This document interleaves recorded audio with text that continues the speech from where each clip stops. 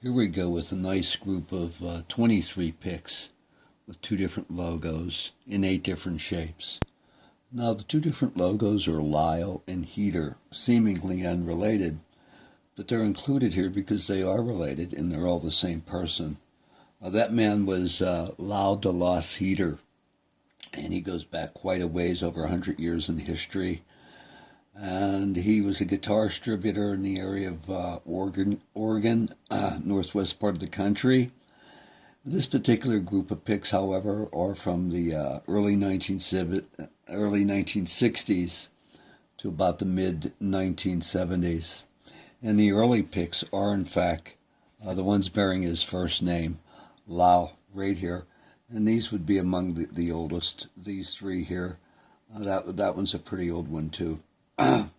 And you can see some of the more popular shapes in the 1960s are featured here. And there's only 3 standard shapes. You know, Lyle was diverse enough to ask to have picks produced in shapes that most people just haven't seen or just don't use, such as this 368, this old number 59, the 347, and the 348.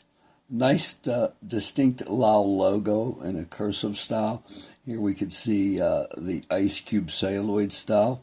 And these 3 rounded triangles here, the 346 shape, are all different celluloids.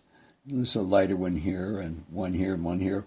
And maybe we'll do a few backlit shots before the end of the video to show some of those diverse celluloids.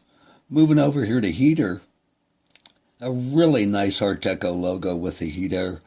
Here's a trapezoid, one of the fewest if not the only trapezoid known that's actually featuring the name of a guitar. Now one other feature about these guitars, the Lyle guitars and the Heater guitars that were produced in the United States during the 60s and 70s, they were all made in Japan. But interestingly, we find all these picks are D'Andrea. Now, in the past, we featured picks made in Japan that were for Japanese-made guitars that were sold here in the U.S. And, of course, those picks are English, even though they were made in Japan. The translation is in English for the very guitars they represented. So the Lyle showing up in white and in gold print here, and the gold really became popular in the 1970s. I'll pull one of those up here and just show you the highlights of the really fresh, crisp gold print that we see from back then on the Heater. And let's go with a few black back shots on some of the celluloid here. And, well, actually, we may not need to backlight it because, as you can see, those are showing up quite well, just as they are. And you could see the different celluloids. The two on the left there seem to be the same, but they're not quite. Cork grips too, mind you. You know, we missed that feature early in the video, but there they are. They're all cork grips too. Really nice, distinct celluloid. And here's 2 more patterns of celluloid that are quite diverse and distinct.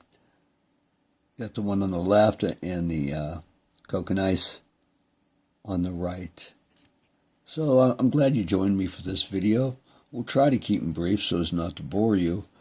But those that are actually interested in vintage picks want to acquire as much information as possible. So either way, glad you stopped by.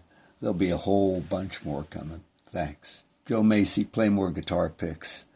Or reach me at finepicks7@yahoo.com. That's FINEPICKS @yahoo.com. Take care for now.